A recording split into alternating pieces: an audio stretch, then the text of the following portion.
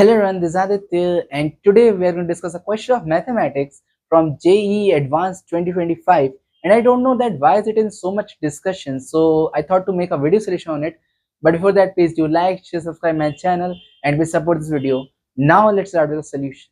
So the question states that limit as x tends towards 0 of the quantity 1 upon x cube into the quantity alpha by 2 multiplied by the integral 0 to x of the quantity 1 by 1 minus t square dt plus beta x cos x is equal to.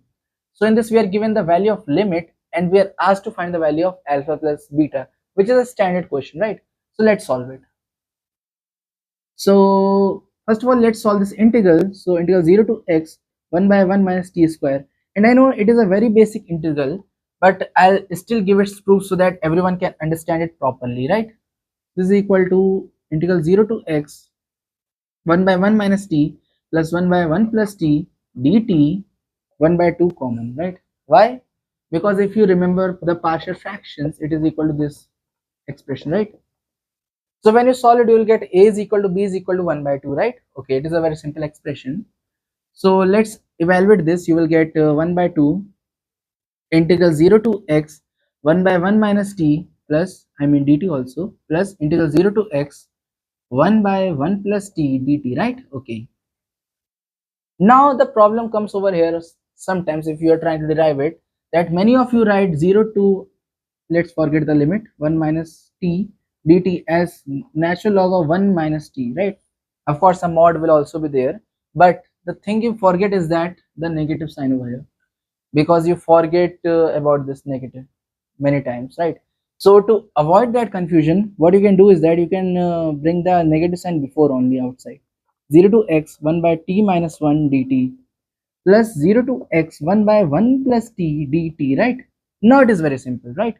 So you get 1 by 2, this integral, it will begin negative ln mod x, t minus 1, and it goes from 0 to x.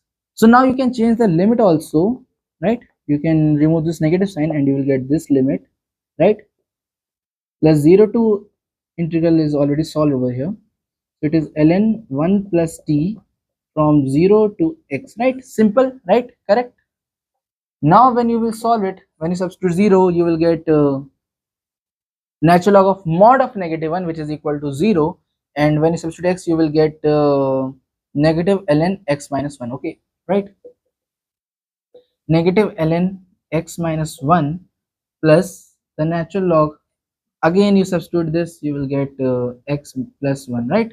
Okay.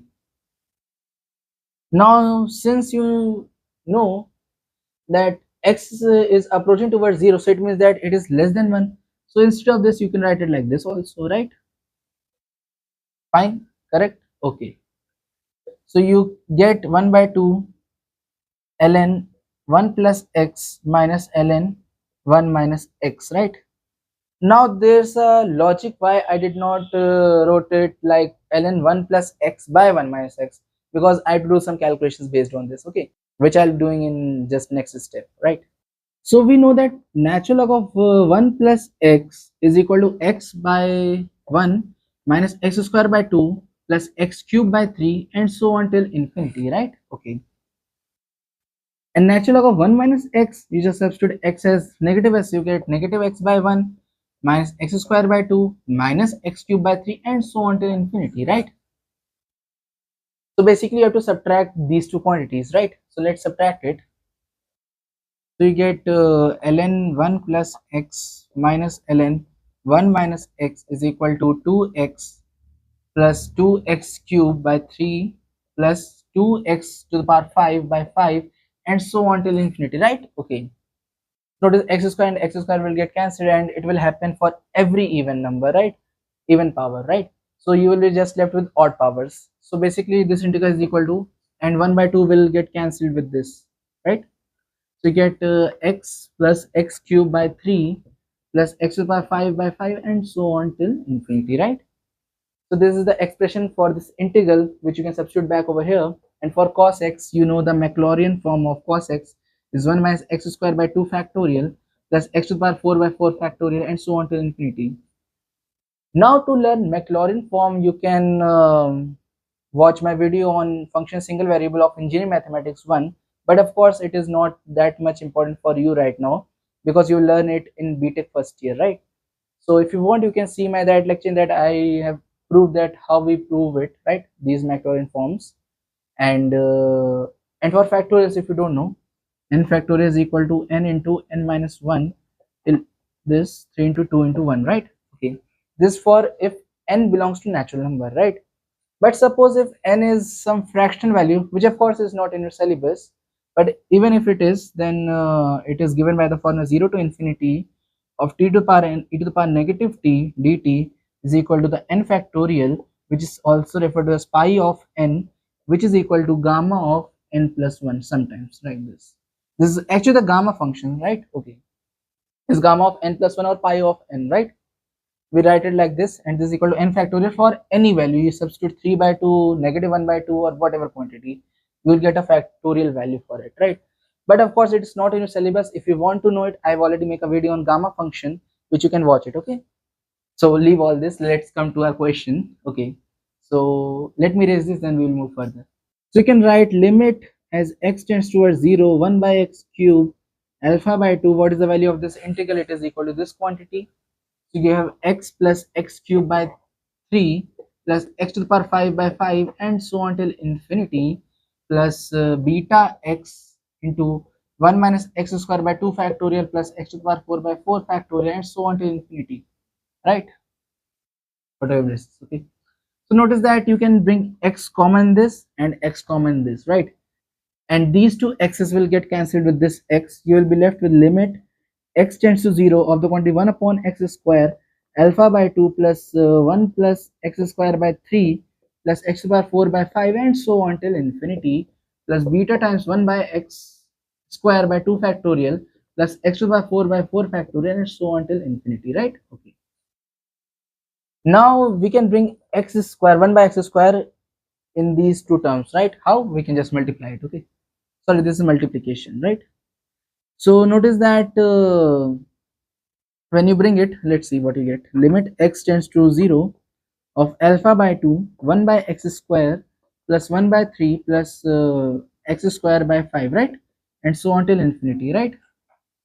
Plus beta into 1 by x square minus 1 by 2 factorial, and what is 2 factorial? It is equal to 2, right?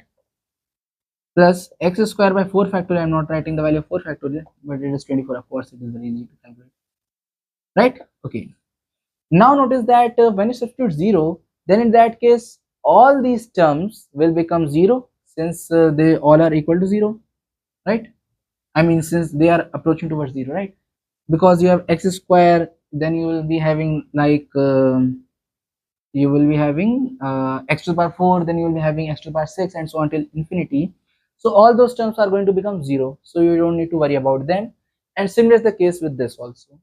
So you are left with the limit x tends to 0 alpha by 2 x square plus alpha by 6 plus beta by x square minus beta by 2, right? And this is equal to 2. Of course, I just multiplied these terms, right? All this will become 0, so you can just remove them and you will be getting this. You can remove them also and you will be left with this. So just multiply it, okay? And you will get this, okay? Now here's the catch, that let me raise this, then I will tell. Now let's bring this and this term together, so you get limit x tends towards 0 alpha by 2 plus beta into 1 by x square, right? You will get this, okay, correct, plus alpha by 6 minus beta by 2, right, is equal to 2, right? Now notice that here you have a expression of 1 by x square and here you have a constant, which means that this term should tend towards infinity. But of course, since you are getting a finite value, which means that this can't approach towards infinity, right? Which means that alpha by 2 plus beta is equal to 0, because then 0, exact 0 divided by limiting 0 is always equal to 0. Remember that, okay? This is the limiting 0 and this will be the exact 0. This is the difference between exact 0 and a limiting 0. If you don't know that, I made a video regarding that concept, that why our approach towards maths is wrong, something like that. I don't remember the title of that video, but if you want, I will keep it in the description or in the comment section, right? You can watch it. So from this you get alpha is equal to negative 2 beta. So this is our first equation. And of course, if this is equal to 0, then it means that this should be equal to this, which means that alpha by 6 minus beta by 2 is equal to 2, right? So you get alpha minus 3 beta is equal to 2 into 6, 12. So now substitute alpha as negative 2 beta. You get negative 2 beta, negative 2 beta, negative 3 beta is equal to 12. So you get beta is equal to negative 12 by 5. Hence you get alpha is equal to negative 2 times this. You get 24 by 5. Now you add them, you will get alpha plus beta as equal to 12 by 5, which is equal to 2.4. And that is the answer of this question, right? So it is a very basic question. I don't know that why is it in so much discussion. Many are saying that it was one of the toughest question of JEE, but I don't feel so. It is very simple, right? So if you did enjoy this video, then please do like, share, subscribe my channel, and we support this video. Bye bye. Take care.